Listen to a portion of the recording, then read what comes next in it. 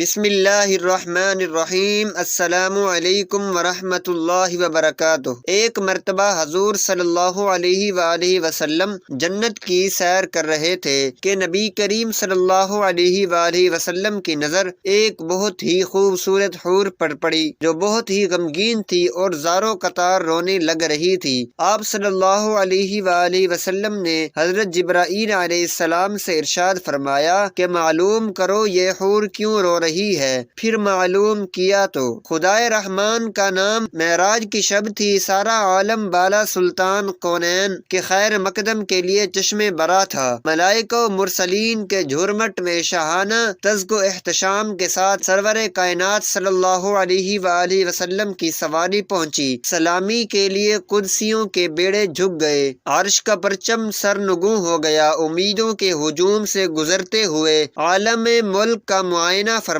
اب گشت کے لیے باغ فردوس کی طرف بڑھے۔ مرحبا کہنے کے لیے ہر طرف حور و غلماں کی صفیں استادہ تھی۔ حضرت جبریل علیہ السلام قدم قدم پر ہم رکاب تھے۔ جنت کی سیر کرتے ہوئے ایک مقام سے گزر رہے تھے کہ حضور کی چشم اقدس ایک غمگین اور ملول حور پر پڑی جو ایک درخت کی ٹہنی تھامے رو رہی تھی۔ فردوس کے عالم خوشگوار میں رنج و غم کی پرچھائیاں دیکھ کر حضور صلی اللہ علیہ وسلم کو بڑا چنبا ہوا۔ حضرت جبریل علیہ السلام سے ارشاد فرمایا کہ دریافت کرو یہ حور کیوں رو رہی ہے، جنت کے ایسے دوام میں اسے کون سا غم لاحق ہو گیا ہے۔ حضرت جبریل علیہ السلام نے اس کے قریب پہنچ کر کہا کیا تجھے معلوم نہیں کہ سلطان کونین نے جنت میں قدم رنجا فرمایا ہے؟ جواب دیا کہ معلوم ہے، جب ہی تو غمگین فریادوں کی طرح اپنا حال بنا رکھا ہے کہ ان کی نگاہ رحمت میرے اوپر پڑے اور وہ میرا حال دریافت کریں۔ حضرت جبرائیل علیہ السلام نے ارشاد فرمایا تجھے مبارک ہو، انہوں نے تیرا حال دریافت کرنے کے لیے مجھے بھیجا ہے۔ جواب کے انتظار میں حضور کی سواری رکی ہوئی ہے۔ حور نے اپنی آنکھوں کا آنسو آنچل میں جذب کرتے ہوئے کہا سلطان کونین کی سرکار میں اپنے غم کی درد انگیز کہانی میں خود سناؤں گی۔ یا رب، باریاب ہونے کی اجازت ملتے ہی حاضر ہوئی، جھک کر سلام عرض کیا، جلالت شاہانہ کے آداب بجا لائی اور اپنی سرگزشت سنانا شروع کیا۔ یا رسول اللہ صلی اللہ علیہ وآلہ وسلم، اللہ کا لاکھ لاکھ شکر ہے کہ اس نے جنت کی حوروں میں مجھے حسن و جمال کی ملکہ بنایا ہے۔ آٹھوں جنتوں میں میری طلعت و زیبائی کا کوئی حریف نہیں ہے اور میرے درخشاں عارض کی جودت فردوس کی بامودر پر پھیلی ہوئی ہے۔ اگر بے نقاب ہو جاؤں تو دیکھنے والوں کی آنکھیں خیرہ ہو جائیں اور جنت میں دوپہر کا اجالا پھیل جائے۔ یا رسول اللہ صلی اللہ علیہ وسلم، ایک دن کا واقعہ ہے کہ اچانک میرے دل میں خیال گزرا کہ قیامت کے دن ساری حوریں کسی نہ کسی بندہ مقبول کے حوالے کی جائیں گی۔ علم الہی میں میرا بھی کوئی جوڑا ضرور مقرر ہوگا جس کی رفاقت میں مجھے دائمی زندگی گزارنی ہے۔ یہ خیال آگے بڑھتے بڑھتے ایک آرزو کی صورت میں تبدیل ہو گیا، یہاں تک کہ جنت کی ایک خوشگوار سحر کے وقت میں نے اللہ رب العزت کی بارگاہ میں یہ التجا پیش کی، الہ العالمین، تیری نعمت و احسان کے آگے میری پیشانی ہمیشہ خم رہے گی کہ تو نے مجھے حسن کی بے مثال خلقتوں سے سرفراز کیا ہے۔ الہ العالمین، مدت سے ایک آرزو سینے میں مچل رہی ہے کہ عرصہ قیامت میں اپنے جس بندہ مقرب کے حوالے تو مجھے کرے گا، ذرا اس کی ایک جھلک مجھے بھی دکھلا دے،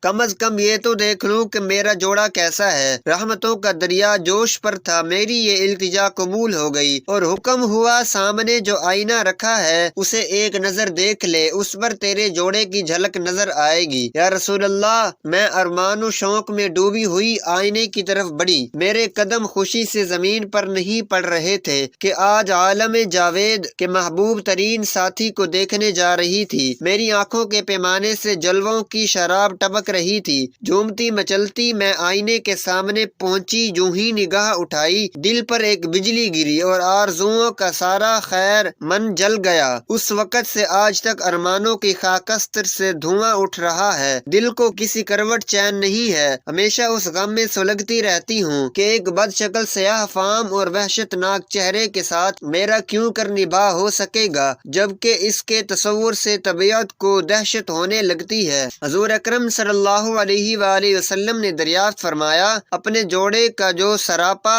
تو نے آئینے میں دیکھا ہے میرے سامنے بیان تو کر۔ اس نے ٹھنڈی آہ بھر کر کہا، سر سے پاؤں تک مجسم سیاہی، خوفناک اندھیرا، چھوٹی چھوٹی آنکھیں، موٹے موٹے ہونٹ، چوڑے چکلے دانت، پھدا چہرہ اور تنگ و تاریک پیشانی، قد و قامت بھی بالکل بے ڈنگا، چشم و نور میں نکھری ہوئی چاندنی اور گلو لالا کی بہاروں کے ساتھ اس وحشت مجسم کا پیوند کیوں جوڑا جا سکتا ہے؟ وہ جب اپنی بات ختم کر چکی تو حضور صلی اللہ علیہ وسلم نے سر اٹھایا، آنکھیں غیرت جلال سے سرخ ہو گئیں۔ ارشاد فرمایا، تو نے جو سراپا بیان کیا ہے وہ تو میرے پیارے بلال کا ہے۔ ایک عاشق سراپا، ایک مومن وفاق عیش اور نگار خانہ ہستی کے ایک گوہر نایاب کو پا کر تو غم نصیبی کا شکوہ کر رہی ہے۔ کیا تجھے معلوم نہیں کہ بلال میرا عاشق مجسم ہے؟ میں نے اپنی پلکوں کے سائے میں اسے پناہ کی جگہ دی ہے، اور سن لے میرا بلال بارگاہ یزدانی میں تقرب کی اس مسند امتیاز پر فائز ہے کہ فردہ قیامت میں اس کے جسم کی سیاہی حوران خلق کے رخساروں پر تل بن کر اگر تقسیم کر دی جائے، آتش کدہ عشق میں وہ نکھرا ہوا سونا جس نے محبت کی شفتگی میں دونوں جہاں سے منہ پھیر لیا ہے، وہ حسن مجرد کا تماشائی ہے۔ فردوس کا حسن وہ کیوں کر خاطر ملائے گا؟ اپنے جلووں کی زیبائی پر تو غرور نہ کر ہو سکتا ہے کہ جس دن 70,000 نقاب الٹ کر تو بلال کے سامنے آئے، میرا بلال تجھے ناپسند کر دے۔ حضور اکرم صلی اللہ علیہ وسلم کا ارشاد سن کر وہ اپنے جذبات قابو میں نہ رکھ سکی، طلعت جمال کا سارا خمار اتر گیا اور اس طراب شوق کی وارفتگی میں چیخ پڑی، حضور میری معذرت قبول کی جائے، میرے غم کا بوجھ اتر گیا۔ وہی سیاہ فام بلال مجھے پسند ہے۔ میں اپنی خوش نصیبی پر نازاں ہوں کہ سلطان کونین کا پروردہ نظر میرے حصے میں آیا۔ قیامت کے دن اسی سراپا کے ساتھ بلال کو اپنی آنکھوں میں بٹھانا چاہتی ہوں۔ اس کی معذرت قبول فرمائی گئی۔ حضور اکرم صلی اللہ علیہ وسلم دعائیں دیتے ہوئے آگے بڑھ گئے۔ عشق کار سازی تیری دہائی اکے سیاہ فام غلام کو اتنا بڑھایا کہ کونین کے سر کا تاج بنا دیا۔ رحمت و نور کے آبشار میں نکھرنے والے جسم کی سپاہی پر چراغ کعبہ کی روشنی قربان ہے۔ تیرے نام شوکت اسلام کی سب سے بڑی یادگار ہے۔ مسلمانوں کے سید و سرور بلال، اپنے آتش کدہ عشق کی ایک چنگاری ہمارے دلوں کی انجمن تک بھی پہنچا دے۔ نبض حیات کی تپش سرد پڑتی جا رہی ہے، ایمان و یقین کی حرارت کا مزاج اپنے نشان سے نیچے اترتا جا رہا ہے، یہود کا آتش کدہ پھر سلگنے لگا ہے۔ دنیائے اسلام کو تیرے فیضان عشق کی ضرورت ہے۔ حضرت بلال رضی اللہ تعالیٰ عنہ سے ایک دفعہ کسی نے پوچھا، آپ نے پہلی دفعہ حضور نبی کریم صلی اللہ علیہ وسلم کو کیسے دیکھا؟ بلال رضی اللہ تعالیٰ عنہ فرماتے ہیں کہ میں مکے کے لوگوں کو بہت ہی کم جانتا تھا، کیونکہ غلام تھا۔ عرب کے غلاموں سے انسانیت سوز سلوک عام تھا، ان کی استطاعت سے بڑھ کر ان سے کام لیا جاتا تھا، تو مجھے کبھی اتنا وقت ہی نہیں ملتا تھا کہ باہر نکل کے لوگوں سے ملوں، لہذا مجھے حضور پاک صلی اللہ علیہ وسلم یا اسلام یا اس طرح کی کسی چیز کا قطعی علم نہ تھا۔ ایک دفعہ کیا ہوا کہ مجھے سخت بخار نے آ لیا، سخت جاڑے کا موسم تھا اور انتہائی ٹھنڈ اور بخار نے مجھے کمزور کر کے رکھ دیا، لہذا میں نے لحاف اوڑھا اور لیٹ گیا۔ ادھر میرا مالک آیا جو یہ دیکھنے آیا کہ میں جو پیس رہا ہوں یا نہیں۔ وہ مجھے لحاف اتارا اور سزا کے طور پر میری قمیض بھی اتروا دی اور مجھے کھلے صحن میں دروازے کے پاس بٹھا دیا کہ یہاں بیٹھ کے جو پیسیں۔ اب سخت سردی اور اوپر سے بخار اور اتنی مشقت والا کام، میں روتا جاتا تھا اور جو پیستا جاتا تھا۔ کچھ ہی دیر میں دروازے پر دستک ہوئی، میں نے اندر آنے کی اجازت دی تو ایک نہایت متین اور پر نور چہرے والا شخص اندر داخل ہوا اور پوچھا کہ جوان کیوں روتے ہو؟ جواب میں نے کہا کہ جاؤ اپنا کام کرو، تمہیں اس سے کیا؟ میں جس وجہ سے بھی روؤں، یہاں پوچھنے والے بہت ہیں لیکن مداوا کوئی نہیں کرتا۔ قصہ مختصر یہ کہ بلال نے حضور کو کافی سخت جملے کہے۔ حضور صلی اللہ علیہ وسلم یہ جملے سن کر چل پڑے۔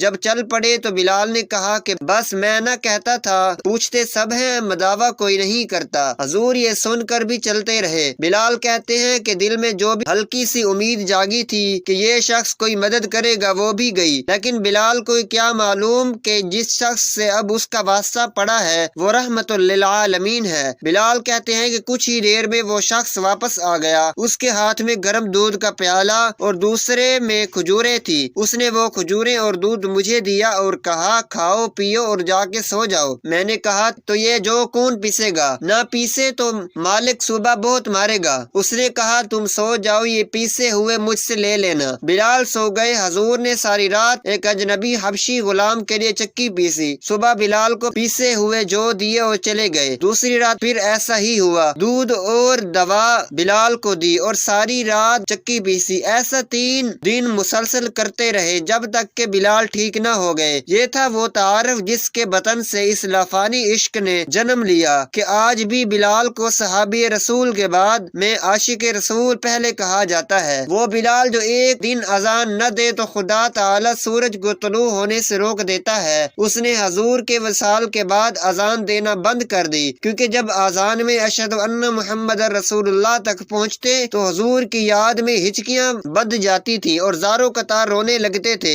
اللہ پاک بہتر عمل کرنے کی توفیق عطا فرمائے اور ہمیں نیکوکاروں میں شامل فرمائے، آمین۔ ناظرین، کمنٹ باکس میں اللہ تعالیٰ کے 99 ناموں میں سے ایک نام ضرور ٹائپ کریں۔